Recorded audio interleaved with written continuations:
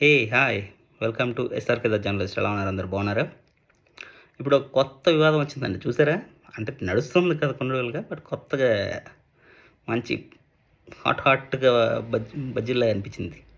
అదేంటంటే tea glass. నాకు tea glass లేదు, I have bigger glass. I have the Coca Cola glass. ఈ glass పెద్ద వివాదం అయిపోయింది. ఏంట్రా గ్లాస్ వివాదం కావడం ఏంట్రా అనుకున్నారా? జనసేన పార్టీ రిజిస్టర్డ్ పార్టీ కాదండి. వాళ్ళ సింబల్ రిజిస్టర్డ్ సింబల్ కాదు, ఇట్స్ ఏ ఫ్రీ సింబల్.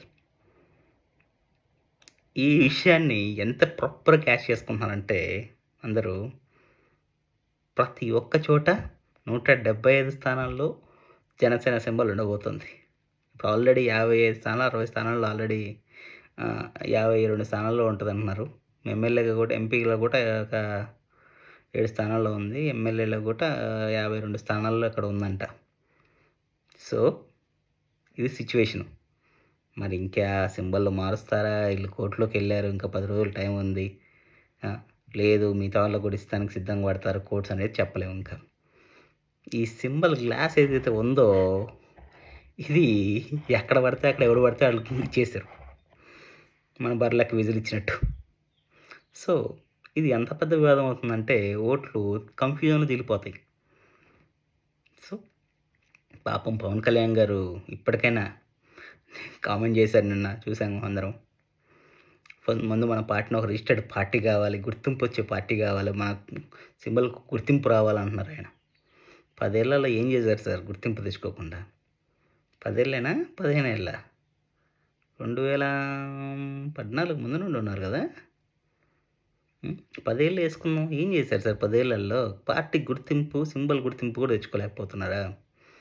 నిన్న ఓటింగ్ వండి ఇంతమంది జనం మిమ్మల్ని నమ్ముకొని ఉన్నప్పుడు షేమ్ ఆన్ యూ అనిపిస్తుందండి. ఒకసారి మీ మీద జాలి పడాలనుకోవట్లేదు నేను. ఎందుకంటే మీరు చేస్తుందని జాలిపడే పని ఏం కాదు, మూర్ఖంతో కూడిన పని, తెలివిలేని పని అంటున్నాను బేసిక్గా.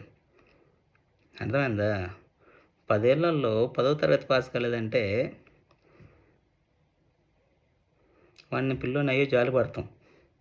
అదే 25 ఏళ్ళ పిల్లోడు 10వ తరగతి పాస్ కాలేదు, 25 ఏళ్ళగా చదువుతున్నా అంటే తెలివి లేనోడు అంటాం బేసిక్గా. అలానే ఒక పార్టీ గుర్తింపు, దానికి ఒక సింబల్ ఒక రిజిస్ట్రేషన్ సింబల్ వాళ్ళకి కన్ఫర్మ్ చేసుకోలేకపోతున్నారంటే, ఫ్రీ సింబల్లో ఉందంటే తెలివిలేని పనితనమే అంటాం బేసిక్గా ఎక్కడైనా. ఆ సైనిక్స్ ఒప్పుకున్నా ఒప్పుకోకపోయినా సరే తెలివిలేనితనమే. దయచేసి మీరు అనవసరంగా రెచ్చిపోమాకండి సైనిక్స్. ఇప్పుడు ఒకటే గుర్తు చేయాల్సింది ఒకటి ఏంటంటే, మీరు వేసే ఓటు ఎవరికి వేస్తున్నారు, మీ క్యాండిడేట్ ఎవడని చూడండి. పవన్ కళ్యాణ్ అని చూడమాకండి, ఎందుకంటే ఆడ పవన్ కళ్యాణ్ బొమ్మ ఉండదు, గ్లాస్ సింబల్ ఉంటుంది, పవన్ కళ్యాణ్ బొమ్మ ఉండదు పక్కన. క్యాండిడేట్ బొమ్మ ఉంటుంది, క్యాండిడేట్ పేరు ఉంటుంది. సమజవుతుందా? సో మీ క్యాండిడేట్ ఒకటి తెలుసుకోండి ముందు ఓటేసే ముందర. ఇవన్నిటికన్నా ముందు ఓట్లు రిజిస్ట్రేషన్ చేసుకుంటారా మీరు? ముందు సగం మందికి ఓట్లు లేవు మీరు, తెలుసు. నిన్న ఎవరాదు జన సంద్రోహంతో వెళ్ళాము, 10,000 మంది కావాలా, 1,00,000 మంది కావాలా, 10 లక్షల మంది కావాలా అని చెప్పి ఒక మీమ్ వేశారు జనసేన పార్టీ వాళ్ళు. అప్పుడు నాకు డౌట్ వచ్చింది ఏంటంటే, అంతమంది జనంలో ఎంతమంది కోట్లు ఉన్నాయండి నాకు? అందరు కరోనా కొడుకులే, సగం మంది కోటు ఉండదు అందులో, సగం మంది ఓటేరు ఆ రోజు.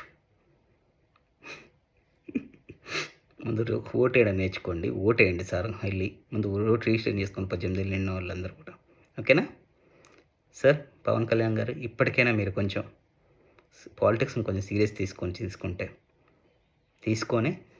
సింబల్ని సింబల్ని రిజిస్టర్ చేసేసుకొని మీకు మీ పార్టీకి గుర్తింపు తెచ్చుకోండి. గ్రౌండ్ లెవెల్లో మీకంటూ ఒక బెడ్ తయారు చేసుకోండి. ప్రతి ఏరియాలో కూడా, ప్రతి ఊర్లో కూడా మీకంటూ ఒక ఉండాలి, ఓకేనా? ఒక టీం ఉండాలి. అలా మీరు ఒక ఫామ్ చేసుకోండి ఫస్ట్గా. ఫ్యూచర్లో మీరు ఇంకా బెటర్ పొలిటీషియన్ అవ్వాలని.